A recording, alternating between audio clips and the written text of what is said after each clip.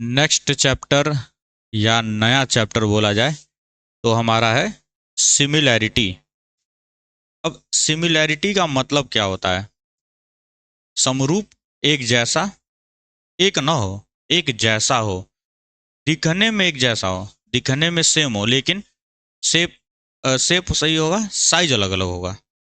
सही है, तो दो चीजें हो सकती हैं किसी भी पॉलीगन के साथ। दो चीजें हो सकती हैं सर, क्या? सेम शेप हो एंड सेम साइज हो जाए। सेम शेप सेम साइज मतलब देखो, ये ट्रायंगल बनाया मैंने, बिल्कुल हू बहू इतना ही बड़ा एक और ट्रायंगल बनाया मैंने। नहीं लग रहा होगा तो मान लेना लो कि है। या तो एक सर्किल बनाया मैंने और बिल्कुल हू बहू इसी के जैसा, ये नहीं लग रहा है, बिल्कुल इसी के जैसा एक और सर्कल। ठीक है, बिल्कुल एक जैसा, सेम शेप सेम साइज। या एक चीज और हो सकता है सर, और कुछ ही बना सकते हो तुम, जरूरी नहीं है ट्रायंगल में होता है। एक स्क्वायर बनाया मैंने और एक और स्क्वायर बनाया मैंने। सही, सेम शेप है सेम साइज है। या दूसरा क्राइटेरिया क्या हो सकता है? Same shape different size, different size, ये हो सकता है क्राइटेरिया। शेप सेम हो मतलब आकार त्रिभुज ही हो, ट्रायंगल ही हो, बट साइज अलग अलग हो जाए सर, एक छोटा और एक बड़ा।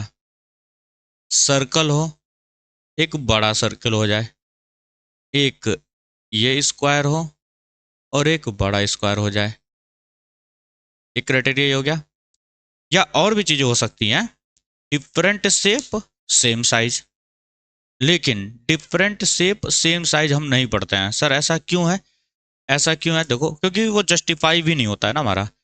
Different shape, different shape same size, ये जस्टिफाई ही नहीं कर पाओगे तुम सर। कैसे नहीं कर पाएंगे? क्या? क्योंकि डिफरेंट शेप क्या है? भाई उसको बंद कर दो, हवा आ रहा है। डिफरेंट शेप का मतलब शेप अलग अलग है, मीन्स ये ट्रायंगल है और एक सर्कल है। तो मतलब एक बार बताओ, शेप तो अलग हो गया, साइज कैसे तुम जस्टिफाई कर पाओगे? सही बालक। चलो देखो, इलेक्ट्रॉनिक सामान है ना, तो डिफरेंट शेप सेम साइज हम इसको जस्टिफाई नहीं कर सकते हैं सर। क्यों नहीं कर सकते हैं? क्यों नहीं कर सकते हैं? क्योंकि इसमें जो है साइज शेप जो है, शेप अलग अलग कर दिया हम लोगों ने, लेकिन साइज साइज जो है ना सर, वो कौन बताता है? साइड लेंथ बताता है। किसी भी फिगर का क्या साइज होने वाला है, कितना बड़ा होने वाला है, ठीक, वो कौन बताता है? लेंथ बताता है। अब यहां पे तो लेंथ है सर, यहां पे रेडियस है, दोनों अलग अलग पैरामीटर्स हैं, तो यहां मैं जस्टिफाई ही नहीं कर पाऊंगा किसी चीज को। इसी वजह से हम लोग ये नहीं पढ़ते हैं, different shape different same size, size निकल के हम लोग नहीं पढ़ते हैं फिर, क्योंकि यहाँ जस्टिफाई नहीं कर पाएंगे ना, अलग अलग पैरामीटर। भाई कंपैरिजन तो सेम चीज में होगा ना, दो गधे को दौड़ाऊंगा तब तो कंपैरिजन कर पाऊंगा मैं। अरे एक गधा एक घोड़ा दौड़ा के तो कंपैरिजन किया नहीं जा सकता। तो वही सेम चीज है, इसका साइड लेंथ है, साइड, और इसमें रेडियस है साइज को बताने के लिए। हम इसको जस्टिफाई नहीं कर पाएंगे सर, इसीलिए हम ये चीज नहीं पढ़ते हैं। अगेन एक और केस आएगा, different shape different size, different shape different size, ये भी हो सकता है। अरे भाई, same shape same size, same shape different size, different shape same size, different shape different size भी आ सकता है, लेकिन फिर अगेन वहां पर भी शेप भी अलग है साइज भी अलग है, अगेन हम वहां पे भी जस्टिफाई नहीं कर पाएंगे। इसी वजह से हम ये सिर्फ दो ही चीजें पढ़ते हैं। ठीक है, अब यहां पर ध्यान से सुनना, साइज जो होता है सर, किसी भी पॉलीगन का या किसी फिगर का जो साइज होता है, वो कैसे बताते हैं हम लोग? साइड लेंथ से। कैसे बताया जाएगा? साइड लेंथ से, या तुम बोल सकते हो किसी भी डायमेंशन से, डायमेंशन से। ठीक, और जो शेप होता है सर, किसी भी फिगर का शेप जो होगा वो हम जस्टिफाई करते हैं किससे? एंगल से। किससे करते हैं हम लोग? एंगल से। एंगल शेप बताता है, और जो भी डायमेंशन होते हैं या साइड लेंथ होते हैं वो साइड बताता है कि साइज कितना होने वाला है। आ रही बात समझ में?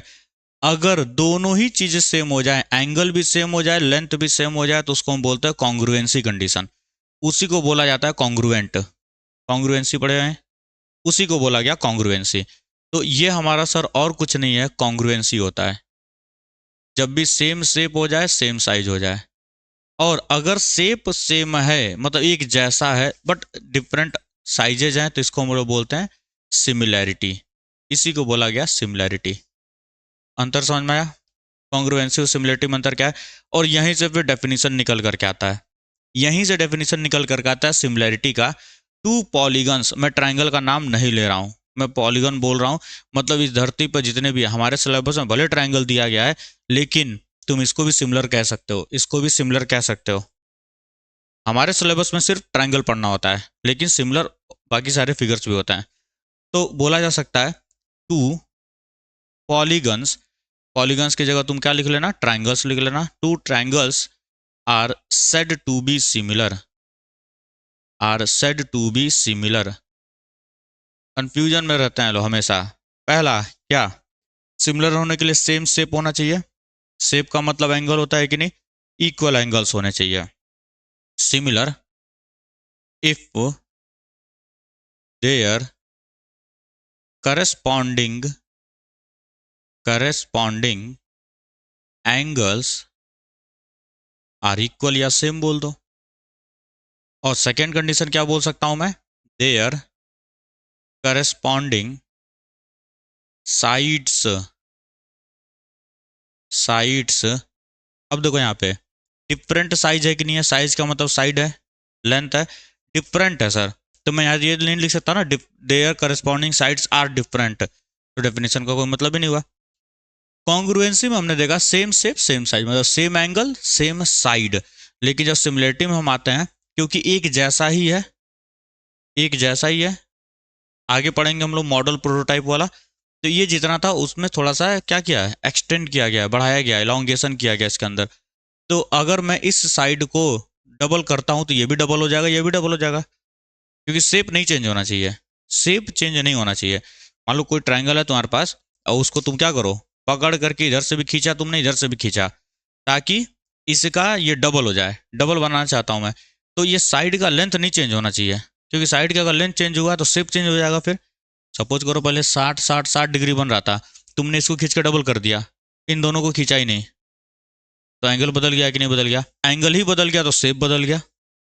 अरे पहले इक्विलेटरल ट्रायंगल था, अब स्केलिन हो गया, या आइसोसेलेस हो गया होगा। तो सर यही डेफिनेशन नहीं सेटिस्फाई कर रहा है, तो इसका मतलब जब भी मैं किसी भी साइड को खींचूंगा, तीनों साइड को बराबर खींचना पड़ेगा, ताकि शेप बना रहे, शेप ना चेंज हो। इसीलिए आगे चल के हमने क्या देखा था कि सर इसमें करस्पॉन्डिंग साइड्स जो होते हैं वो बराबर नहीं होते हैं, are in the same ratio, are in same ratio. और बालक सेम रेशियो को हम लोग प्रपोर्शन भी बोल देते हैं, पढ़े हम लोग।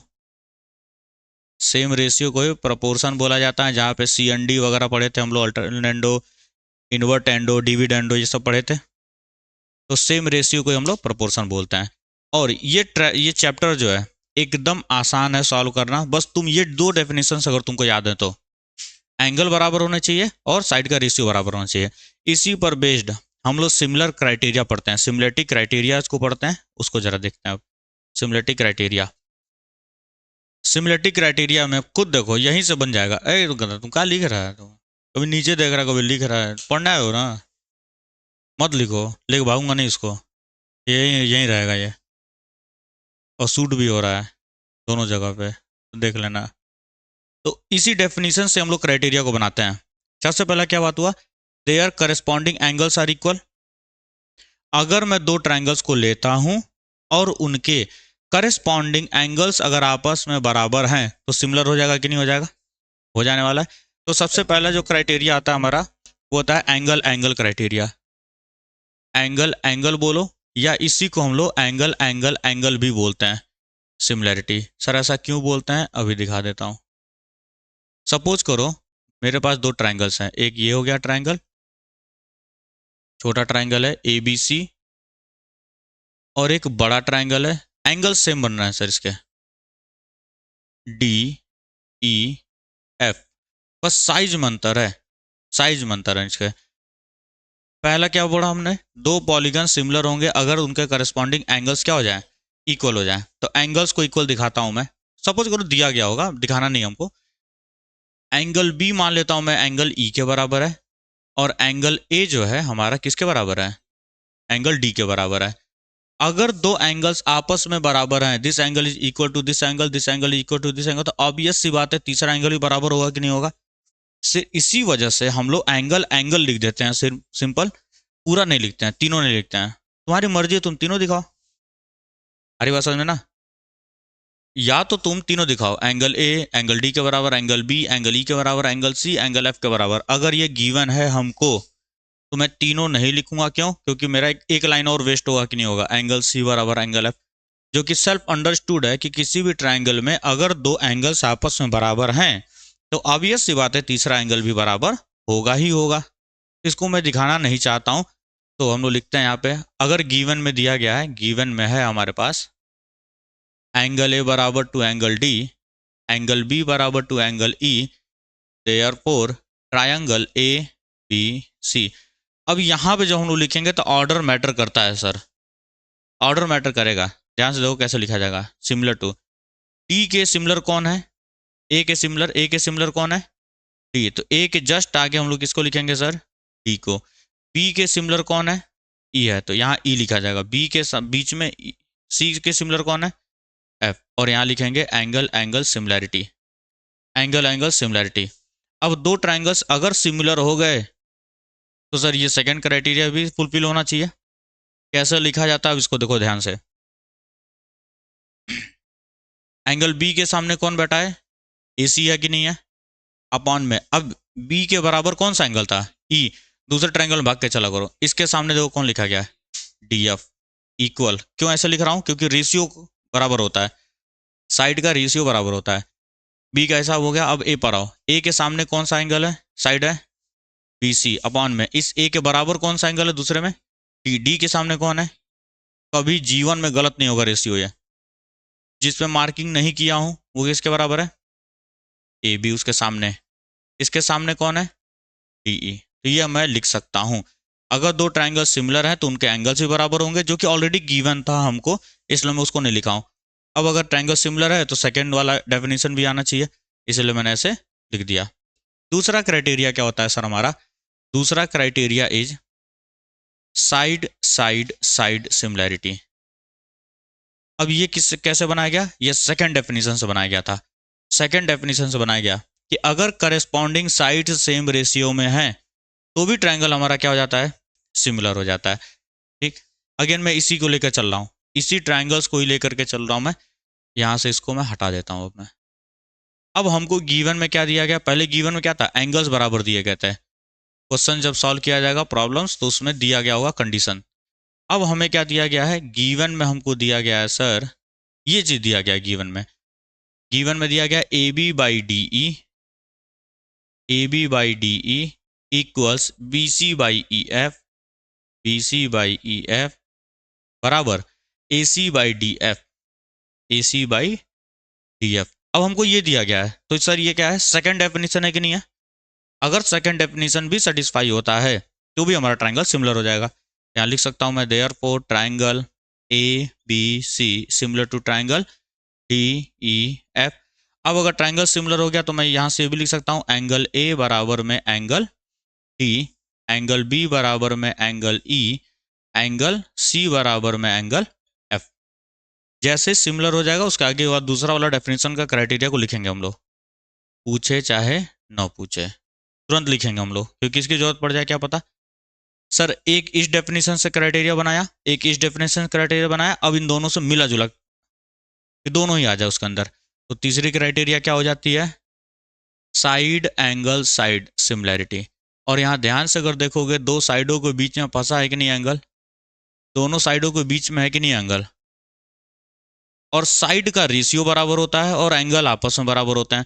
फिर से इसी ट्राइंगल में चल रहा हूं, मान लो हमको गिवन होता, गिवन दिया गया होता A B by D E बराबर to B C by E F, ये हमको गिवन होता। अब ध्यान से चलो ट्राइंगल में जरा देखते हैं क्या हो रहा है। सर यहाँ पर ए बी है, A B by D E ये रहा, और यहाँ क्या है, B C by E F है। ए बी और बी सी मिल रहा है कि नहीं हमको, यहाँ डी और ई एफ मिल रहा है, तो इन्हीं दोनों के बीच में फंसा हुआ एंगल होना चाहिए, याद रखना इन दोनों साइड्स के बीच में ही एंगल होना चाहिए। तो सर और क्या चीज गिवन है, एंगल बी बराबर में एंगल ई। अगर ये तीन चीजें दी गई हैं तो भी हमारा ट्राइंगल क्या हो जाएगा, A B C similar to triangle D E F, D E F by side angle side similarity. यहाँ लिखना पड़ेगा, यहाँ पे लिख लेना साइड साइड साइड सिमिलैरिटी। अब जैसे ही ये सिमिलर हुआ तो बाकी सारे रेशियोज को मैं लिख सकता हूँ, बाकी एंगल्स को बराबर दिखाया जा सकता है। ठीक, तो यही तीन क्राइटेरिया होते हैं। एक इंडिविजुअल पहले स्टेटमेंट से बनाते हैं हम लोग क्राइटेरिया एंगल एंगल, एक सेकेंड वाले से बनाते हैं हम लोग साइड साइड साइड, और एक दोनों से मिला जुला बनाते हैं साइड एंगल साइड। तो ये तीनों क्राइटेरिया हो गए हमारे पास। अब क्वेश्चंस पे चलते हैं जरा। Example number 7 page number 207 Selina book में बोला गया इन द एडजॉइनिंग फिगर, जो फिगर दिया गया है ABC is a triangle right angled at vertex A. Sir A वाला जो वर्टेक्स है वो राइट एंगल्ड है, मतलब ये राइट एंगल है। ठीक है, आगे बोला जा रहा है and ED is altitude. Altitude का मतलब क्या होता है, परपेंडिकुलर जाती है, जो साइड परपेंडिकुलर होता है उसी को एल्टीट्यूड बोला जाता है। That means AD is perpendicular to BC, bisect नहीं कर रहा है, मीडियन बाइसेक्ट करता है, एल्टीट्यूड सिर्फ परपेंडिकुलर होता है। Prove that triangle ABD is similar to CAD। सबसे पहले बोला गया prove that triangle ABD, triangle ABD is similar to triangle CAD। ये बोला गया सर हमसे, ये बोला जा रहा है कि ये प्रूव करके बताइए ABD similar to triangle CAD। अलग देखो, इसको सॉल्व करने का ना सबसे आसान तरीका है, जिस भी ट्राइंगल की बात करता हो ट्राइंगल को साइड में निकाल लो। ट्राइंगल जहां तुमने साइड में निकाला तुम्हारा चीजें क्लियर हो जाएंगी, आधे से अधिक चीजें क्लियर हो जाने वाली हैं। ठीक, चलो सबसे पहले क्या बोला जा रहा है, ABD। ABD ये वाला ट्राइंगल दिख रहा है, साइड में कर लो। एग्जाम में भी चाहो तो कर सकते हो, लेकिन जब अभी सॉल्व करोगे क्वेश्चंस को हमेशा साइड में करना, दिखने लगेगा तुम्हें सारी चीजें। ADB ये हो गया, और CAD का मतलब ये है ट्राइंगल, इसको भी मैं साइड में कर लेता हूँ, इसको भी मैं साइड में कर लिया। ये हो गया C, ये हो गया A, ये हो गया D। अगर देखोगे तो एंगल D दोनों में ही कॉमन आ रहा है। किसी तरह से एक और एंगल मैं बराबर दिखा दूं, मेरा काम हो जाने वाला है। किसी तरह से एक एंगल और मैं कॉमन दिखा दूं तो हो जाएगा काम। तो सर बड़े वाले ट्राइंगल में एक काम करता हूं मैं, इसको अगर x मान लूं तो बड़े वाले ट्राइंगल में जरा देखो तो in triangle ABC let angle ACD is equal to x degree में अगर मैं मान लेता हूं तो ये वाला एंगल कितना हो जाएगा सर, 90 माइनस एक्स होगा कि नहीं होगा, क्योंकि तीनों एंगल्स का सम मिला करके angle A plus angle B plus angle C मिला करके 180 होना चाहिए। तो इसका मतलब ये एंगल B कितना हो जाएगा, इसको एक काम करते हैं एंगल C लिख लेते हैं ना, सिंपल, एक ही एंगल बन रहा है। तो एंगल B यहाँ से कितना हो जाएगा, 90 डिग्री माइनस एक्स हो जाएगा कि नहीं, सही। इसको मैं इसमें मार्क कर देता हूँ सर, ये x है और ये कितना हो जाएगा 90 माइनस एक्स। अब बालक इस छोटे छोटे ट्रायंगल में जरा देखो, ये x है ये 90 है, तो ये कितना हो जाएगा 90 माइनस एक्स हो जाएगा कि नहीं। और इस छोटे वाले ट्रायंगल में देखो, ये 90 माइनस एक्स है 90, तो ये x हो जाएगा कि नहीं। अगर ध्यान दे रहे होगे तो एंगल्स सारे बराबर हो गए हैं कि नहीं हो गए, एंगल्स सारे बराबर हो गए हैं। तो तुम्हें यहाँ लिखना पड़ेगा, सबसे पहले ये लिखना तुम, उसके नीचे क्या हो जाएगा, in triangle ADB, in triangle ADB angle D 90 है और एंगल B कितना है, angle B is equal to 90 degree minus x degree, यही है। तो एंगल ये कितना हो जाएगा, अब यहाँ पे देखो A मत लिखना, A नहीं लिखा जाएगा, BAD लिखा जाएगा। क्यों, क्योंकि एंगल A का मतलब ये पूरा हो जाता है। एंगल ये B को मैंने B ही लिखा, यहाँ मैंने ABD नहीं लिखा था। क्यों, क्योंकि अकेला एंगल है ये, इसका डिवीजन नहीं हुआ है। जब भी किसी भी एंगल का डिवीजन हो जाएगा तो तुम्हें पूरा लिखना पड़ेगा BAD, इसको एंगल A मत लिखना, बार बार बोल रहा हूँ, क्योंकि एंगल A नहीं है, एंगल A का मतलब ये पूरा पूरा एंगल है। एंगल BAD लिखेंगे हम। तो देयर फोर एंगल BAD कितना हो जाएगा सर, एक्स डिग्री हो जाएगा कि नहीं, 90 माइनस एक्स। ठीक, एंड एंड लिख लो या सिमिलरली करके लिख लेना, सिमिलरली सिमिलरली एंगल CAD कितना हो जाएगा, एंगल CAD 90 माइनस एक्स हो जाएगा कि नहीं, 90 माइनस एक्स हो जाएगा। एंगल्स पहले हमने निकाल लिया, अब चलते हैं in triangle B A D, in triangle B A D and triangle C A D. यहाँ तुम कुछ भी लिख सकते हो, यहाँ कोई फर्क नहीं पड़ता ऑर्डर का, जब सिमिलरिटी दिखाएंगे तब ऑर्डर मैटर करेगा। अब यहाँ मैं लिख रहा हूँ एंगल बी, एंगल बी, इसका बी इसमें किसके बराबर है, डी ए सी के बराबर है या सी ए डी के बराबर है, एंगल सी ए डी के बराबर है, और दोनों कितना है 90 डिग्रीज माइनस एक्स है। और एंगल बी डी ए या ए बी डी जो भी लिखना चाहो, एंगल बी डी ए बराबर to angle C D A है कि नहीं है, सी डी ए है कितना 90 डिग्री, यहाँ लिख लेना since A D is perpendicular to B C, और इसको लिख लेना प्रूव्ड अबव, प्रूव्ड अबव, ऊपर हमने प्रूव किया था, यहाँ दिखाया है। दो एंगल्स बराबर डेट मीन्स देयरफॉर ट्रायंगल, अब ध्यान से लिखेंगे सुनो, मैं आ रहा हूं यहां से A D B, A D B is similar to triangle, A के बराबर वाला एंगल यहाँ पर है कि नहीं है, तो सी लिखेंगे पहले, सी से 90 पाऊंगा, फिर यहाँ से देखो यहाँ से x से 90 आया, फिर 90 माइनस एक्स किया, तो यहाँ भी क्या करेंगे x से 90 आएंगे, 90 से 90 माइनस एक्स जाएंगे, तो सी डी ए लिखूंगा कि नहीं, triangle C D A. Criteria angle, angle similarity, तुम चाहो तो एक लाइन और लिख सकते थे यहाँ पे एक्स वाला बराबर दिखा के, फिर लिख देते एंगल एंगल एंगल, लेकिन टाइम वेस्ट होता है, इसलिए हम लोग सिर्फ एंगल एंगल लिख करके ही चलेंगे काम। अब जैसे ही ये हुआ, पहला काम तो ये करना था हमको, A B D, A B D किसके बराबर, सी ए डी, हो गया ये प्रूफ।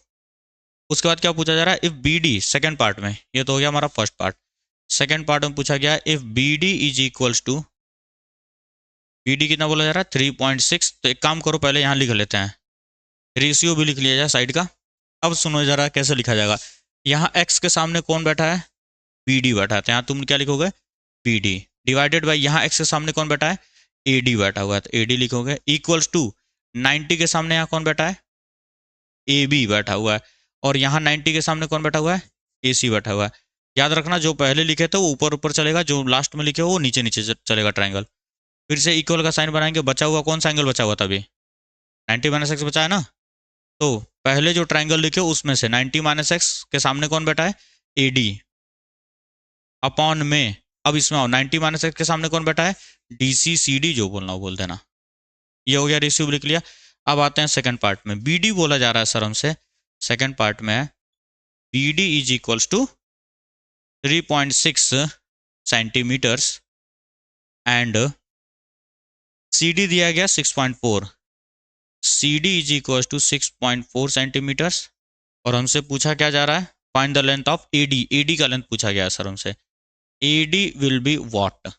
तो यहाँ देखो बी डी कहाँ पर, यहाँ दिख रहा है, ये दिख रहा है ना, ए डी कहाँ दिख रहा है, ये दिख रहा है सर हमको, सी डी कहाँ दिख रहा है सर, यहाँ दिख रहा है हमको, और यहाँ भी ए डी दिख रहा है कि नहीं दिख रहा। तो क्या करेंगे सर, इस रेशियो में और इस रेशियो में मिल रहा है कि नहीं, तो इन दोनों रेशियो को लेकर के मैं चलूंगा, इसको ड्रॉप कर दूंगा मैं, इसको ड्रॉप कर दिया जाएगा, ठीक दिखेगा नीचे भैया, देयरफॉर क्या लिखूंगा मैं, क्या लिखेंगे देयरफॉर नहीं, since, since B D upon में A D is equal to A D upon में डी सी, क्रॉस मल्टीप्लाई कर दूंगा, तो सर आने वाला है हमारे पास A D square is equal to B D into D C, value put कर रहा हूँ मैं 3.6 मल्टीप्लाइड बाई 6.4, ठीक। अब क्योंकि ये डेसिमल्स में और साफ साफ दिख रहा है, 6 का स्क्वायर 36, 8 का स्क्वायर 64, डेसिमल में है, तो अब अगला जैसा इसको मल्टीप्लाई मत कर देना, लो तो क्या लिए मल्टीप्लाई करोगे जब बाद में इसका रूट निकालना ही है ना हमको, तो एक काम करते हैं 100 से ऊपर 100 से नीचे गुणा करते हैं ताकि डेसिमल हट जाए, तो क्या हो जाने वाला है, A D square is equal to 36 multiplied by 64 upon में 100 कर सकता हूँ कि नहीं मैं, ऊपर का 100 डेसिमल गायब करेगा, नीचे 100 बचा रहेगा, ऊपर नीचे मैंने 100 का गुणा भाग कर दिया है ना। अब यहाँ से मैं ए डी को क्या लिख सकता हूँ फिर, 6 इंटू 8 अपॉन में 10 लिखा जा सकता है, कितना हो जाएगा 6 8 48, 4.8 सेंटीमीटर्स होगा sir answer, answer will be 4.8 centimetre. बताओ जरा कहाँ से हार्ड है, सबसे आसान तरीका बता रहा हूँ तुमको, जब भी कभी भी एक ही ट्रायंगल में पार्ट्स करके ट्रायंगल को बना दिया जाए, एक ही ट्रायंगल में पार्ट्स करके ट्रायंगल को बनाया जाए, चुपचाप साइड में खींच लो, जिसकी जरूरत है उसको साइड में खींचो, अपने आप आंसर दिखाई देना स्टार्ट हो जाएगा। ट्राइंगल्स को अलग करना सीखो, जो काम ब्रिटिशर्स करते थे, डिवाइड एंड रूल, हम भी वही काम करेंगे। हम ट्राइंगल्स को डिवाइड करेंगे, then we will rule, rule भी किया जाएगा फिर। और कौन सा डाउट बालक? ये क्वेश्चन एक्सरसाइज 15A, एक क्वेश्चन नंबर 8 है। Exercise 15A question number 8। अब एक चीज यहां समझना, ये हमको प्रूव करने के लिए दिया गया है क्योंकि ये है ज्योमेट्री। तो एग्जाम में कैसे अटेम्प्ट करेंगे? सबसे पहले भले ही डायग्राम बना करके दिया गया होगा, ट्राइंगल भले ही बना के दिया गया होगा पेपर में, सबसे पहला काम तुमको ट्राइंगल बनाना पड़ेगा। सही है? प्रॉपर स्केल के साथ ट्राइंगल बनाओगे। उसके नीचे क्या लिखोगे? गिवन। पहले गिवन लिखना पड़ेगा तुम्हें, ये गिवन में दिया गया था। गिवन लिखोगे तुम, और triangle A B C in which A D is equal to A E and A D square is equal to B D into E C. फिर से क्या लिखोगे? टू प्रूव, जो भी क्वेश्चन पूछा गया होगा, टू शो, टू प्रूव, जो भी बोला गया हो। फिर आगे लिखोगे कंस्ट्रक्शन, अगर रिक्वायरमेंट है तो। अगर कंस्ट्रक्शन की जरूरत है तो अगला स्टेप क्या लिखा जाएगा? कंस्ट्रक्शन। देन हम जाएंगे प्रूफ पे। अगर ऊपर के ये 4 चीजें नहीं किए तुम लोग, उठ जा बाबू।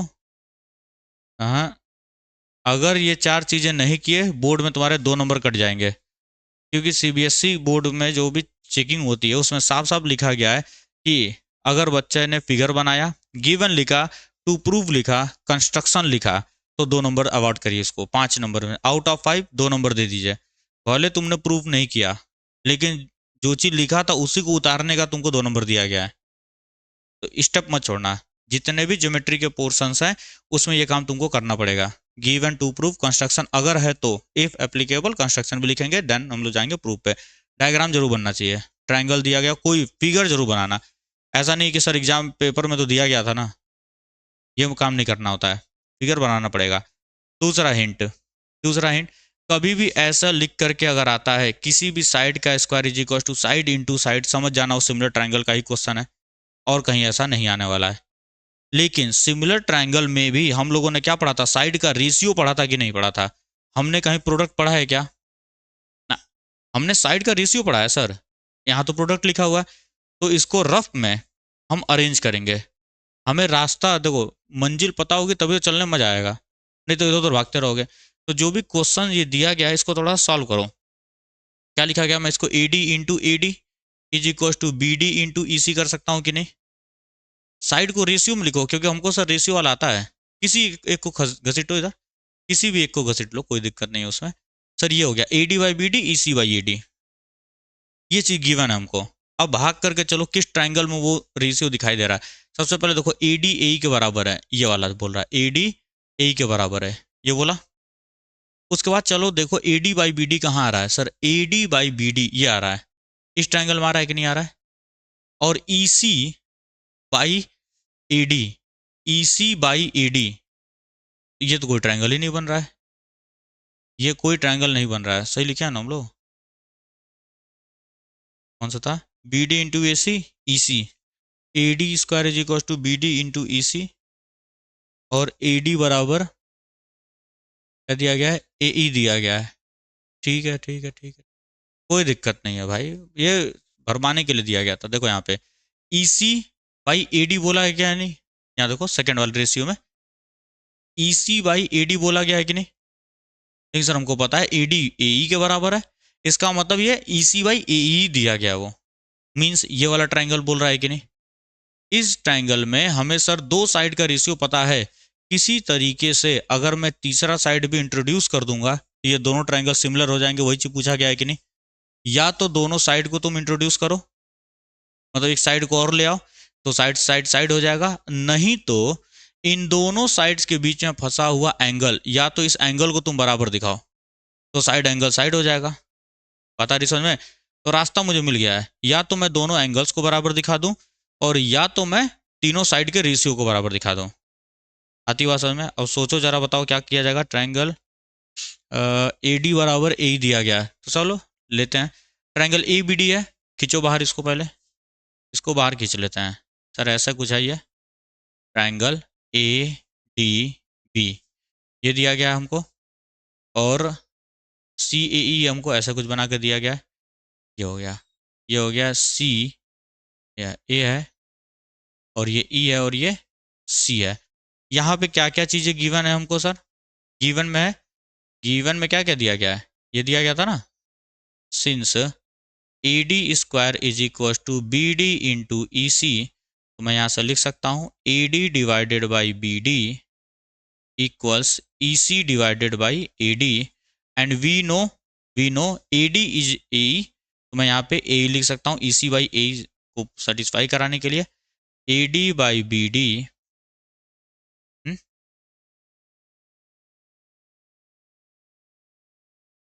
कहाँ लिख दें, कहाँ लिख दें? यहाँ पे, तो मान लो क्या कह रही हो, यहाँ पे लिख दें ए ई बाई बी डी हो जाएगा।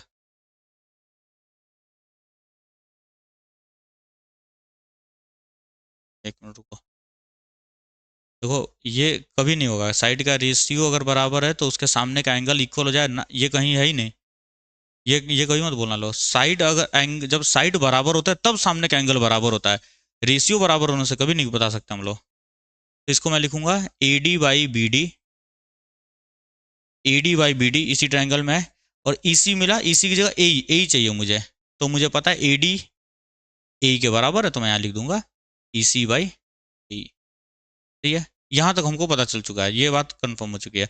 अब देखो ये साइड का रेशियो, ये साइड का रेशियो मिल चुका है, इसके बीच का एंगल दिखाना आसान है। अगर तुम ए डी ई ट्राइंगल को देख रहे हो तो ये एक आइसोसेलेस ट्राइंगल है कि नहीं है? आइसोसेलेस है, साइड बराबर तो अब एंगल बराबर होगा सामने का, मीन्स अगर ये एंगल एक्स मानता हूं तो ये भी एंगल एक्स होगा, क्योंकि ये दोनों बराबर है। लिखो तुम in triangle A D E, angle A D E is equal to angle A E D. एक लाइन और लिखना पड़ेगा ना हमको, साइड बराबर है, साइड बराबर लिखना पड़ेगा, उसके बाद हम लिखेंगे एंगल को। क्या हो जाएगा? ए डी बराबर ए, गिवन है कि नहीं हमको? A D is equal to A, given है sir, A D is equal to A. अब अगर साइड बराबर है तो उनके करस्पॉन्डिंग एंगल्स भी आपस में इक्वल हो जाने वाले हैं। तो ए डी के सामने कौन सा है? A E D equals to angle A E D, हो गया ना, A D E, angle A D E. अब यहाँ लिख लेना corresponding angles of equal sides, ये लिख लेंगे corresponding angles of equal sides. अगली बात समझ में? अब ये दोनों एंगल बराबर हो गए, मैं इसको सपोज कर लेता हूँ एक्स है, एक्स मान लेता हूँ, इतना बड़ा बड़ा लिखने की इच्छा नहीं हो रही है मेरी, क्योंकि एक स्ट्रेट लाइन है सर, तो ये अगर एक्स है, ये अगर एक्स है, ये कितना हो जाएगा? 180 माइनस एक्स हो जाएगा, and this will also become 180 minus x. Again दिख गया तुमको, ये दोनों एंगल बराबर है, यहाँ लिख सकता हूँ मैं therefore angle A D B बराबर to angle A E C बराबर टू 180 डिग्री माइनस एक्स। हमने ऑलरेडी दिखा दिया था दिस बाय दिस, और इन दोनों के बीच का फंसा हुआ एंगल भी हमने दिखा दिया। दैट मीन्स क्या हो गया? ये साइड एंगल साइड से सिमिलर हो गया। लिख लेना सभी की जगह पे, अब इसको इसी के नीचे, इसको पहले सॉल्व कर लेना, इसी के नीचे लिख लेना, and angle A D B बराबर to angle A E C बराबर टू 180 डिग्री माइनस एक्स। इसका मतलब ये दोनों के दोनों ट्राइंगल क्या हो गए हमारे? सिमिलर हो गए। A D B similar to triangle. अब ज़रा ध्यान से लिखेंगे, ए से डी पे आया हूँ, डी से बी पे गया हूँ मैं, ठीक है। पहले इस साइड से ए डी के बराबर कौन था? ई सी था कि नहीं? देखो ए डी ई सी के था, तो इधर से चलेंगे हम, सी ई ए पे चलेंगे। नहीं, गड़बड़ हो रहा है कहीं, ए डी बी चलाऊँ ना मैं, ए डी बी चलाऊँ, हाँ तो सी ई ए चलूँगा, सी ई ए, साइड एंगल साइड। हो गया प्रूफ ये, ठीक है ना बालक, कोई दिक्कत? तो बस तुमको सिंपल से याद रखो, ट्रायंगल को बाहर कर लो, ट्रायंगल बाहर करोगे तो 90% चीज़ें दिखनी स्टार्ट हो जाएंगी। अब इसमें ढूंढते रहोगे तो नहीं दिखाई देगा, ट्रायंगल को साइड में करो, देख लो। बस आज के लिए इतना ही।